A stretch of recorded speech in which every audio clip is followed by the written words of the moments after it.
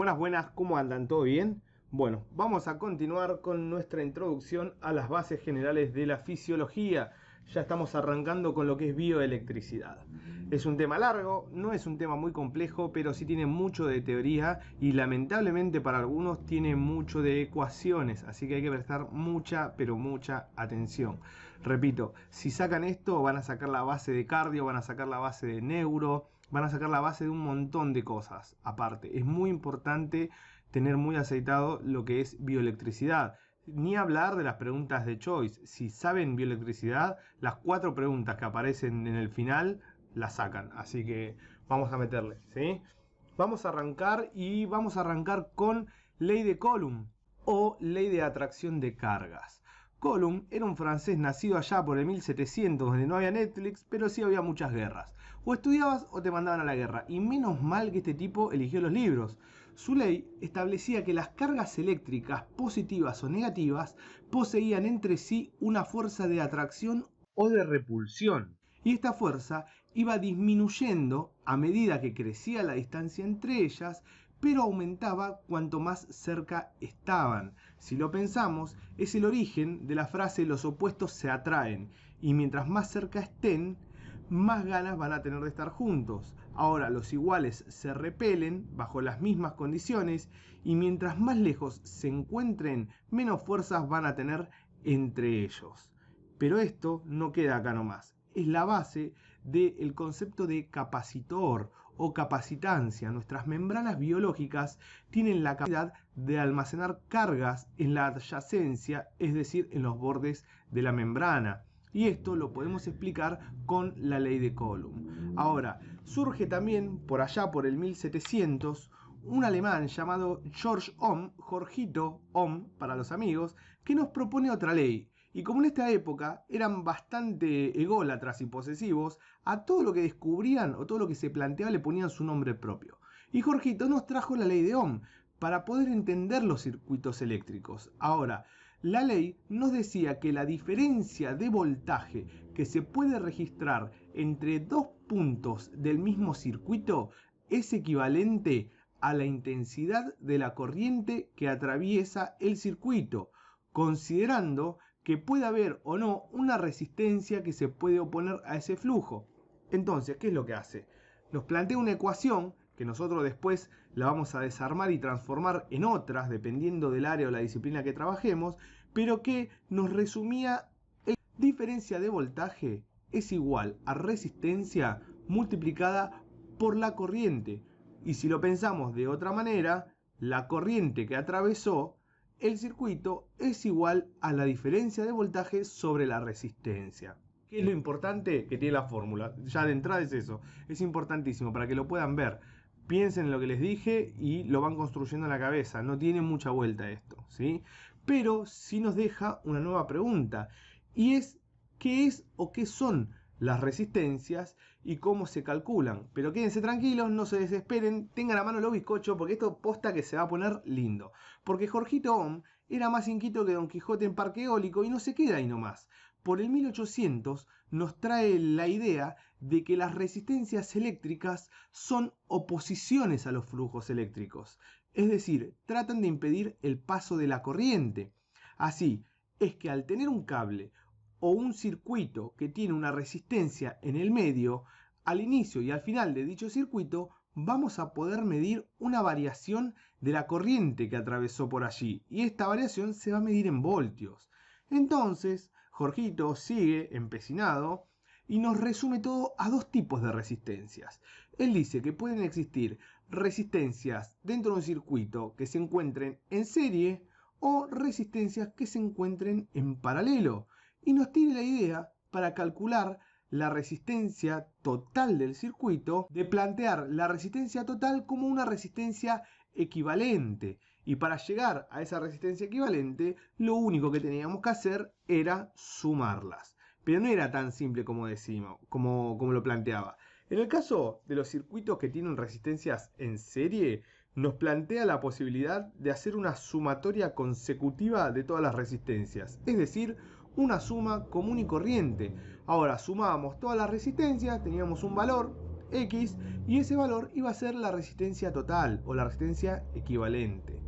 Pero cuando hablábamos de resistencias en paralelo ya se complejizaba un poquito más. Y calcular esta resistencia total requería otro tipo de ecuación. Para ello nos propone lo siguiente, y presten atención a esto. La inversa de la resistencia equivalente o total es igual a la sumatoria de las inversas de cada resistencia. Dicho de otro modo, la resistencia equivalente de un circuito en paralelo es igual a 1 sobre la sumatoria de la inversa de cada resistencia. Un capo. Piénsenlo, un capo. La verdad, yo creo que por estas cosas la gente vivía poco o terminaba encerrada en esa época, porque es lo más cercano a la brujería que escuché en años. Pero bueno, acá no termina. Digamos que este es el precalentamiento.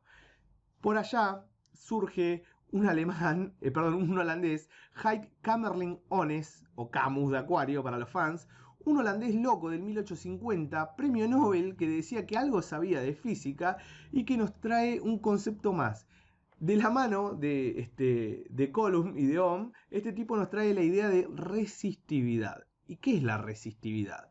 Bueno, Camus planteaba que la resistividad o la resistencia es una característica y propiedad de los materiales y se mide en ohmios por metro. ¿Y para qué nos sirve esto? Bueno, nos sirve para reconocer y conocer qué tanto se opone el material al paso de corriente eléctrica a través de él. Ahora, si lo pensamos un poco más, el concepto de resistividad, lo podríamos plantear como que es el recíproco de la conductividad eléctrica o la conductancia. Es decir, qué tanto favorece o no el material al paso de la corriente. Por lo que, finalmente, con su fórmula, nos deja la idea de que un valor alto de resistividad indica que el material es un aislante, mientras que un valor bajo nos indica que el material es un conductor. ¿Y qué hace para poder llegar a esta conclusión? Bueno, nos trae una fórmula.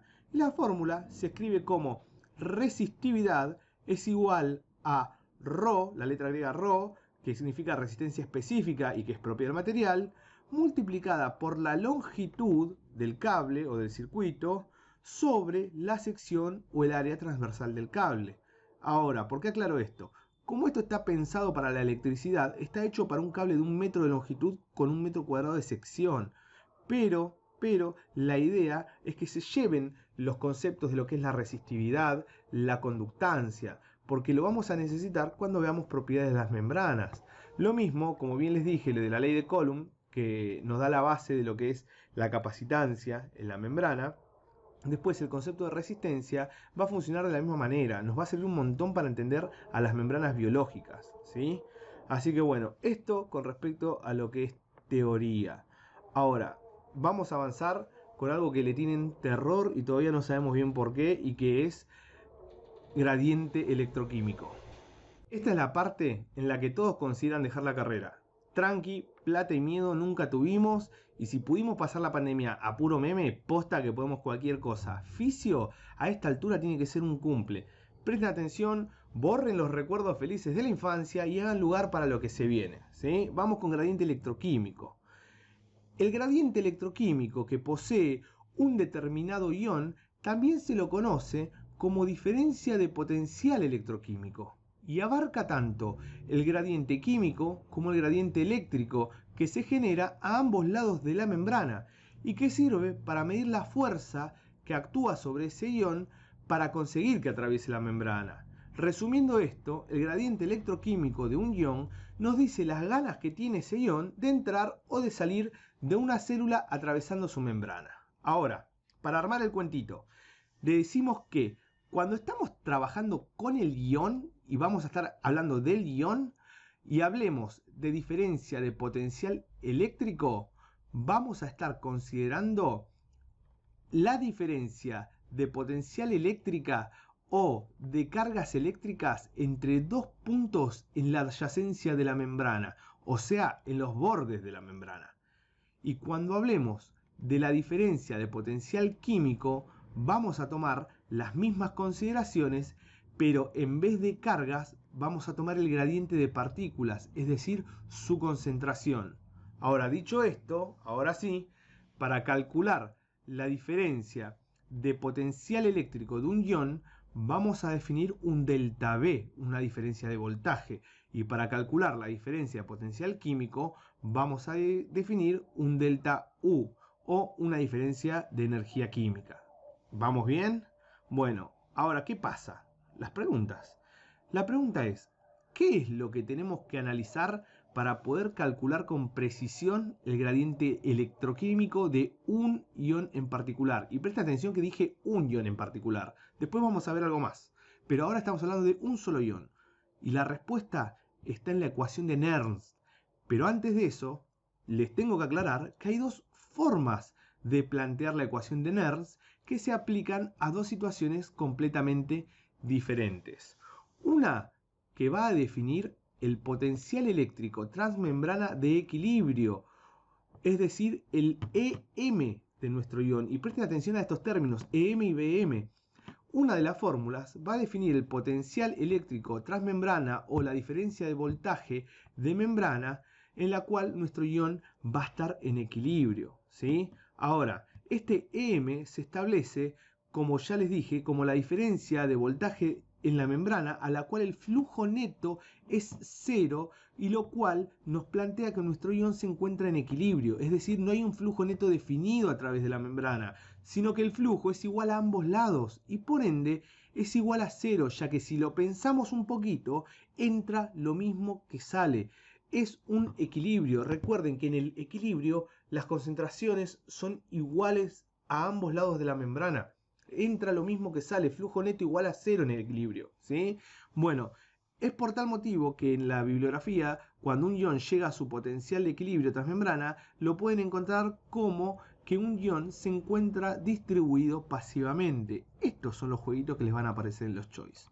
Ahora, con esto estamos en condiciones de afirmar que esta forma de la ecuación de Nernst nos proporciona el voltaje o la diferencia de voltaje que tomará la membrana y que será el correspondiente al potencial de equilibrio o de reversión o de Nernst de un determinado ion.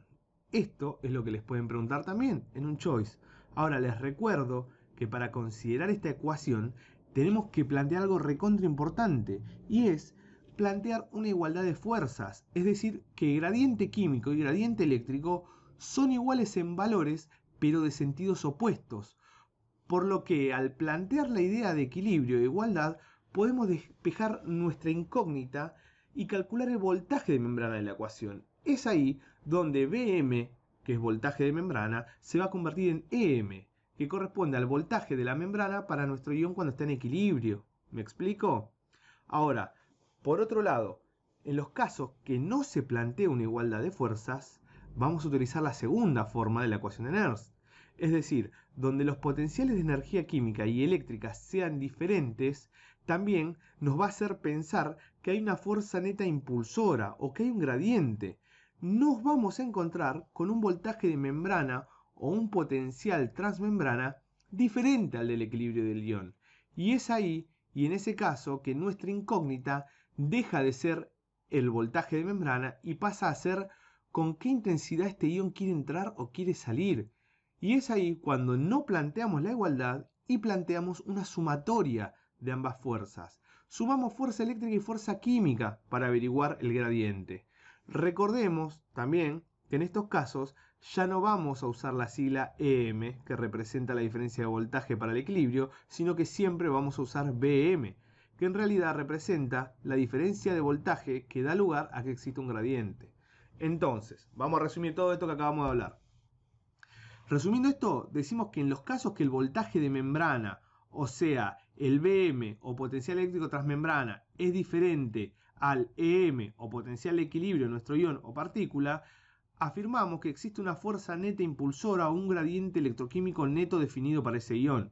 Y acá, como ya les dije, es donde utilizamos la segunda forma de la ecuación de Nernst, que está planteada para averiguar qué tanta polenta, qué tantas ganas tiene el ion de hacer lo que sabe hacer, pasar por la membrana.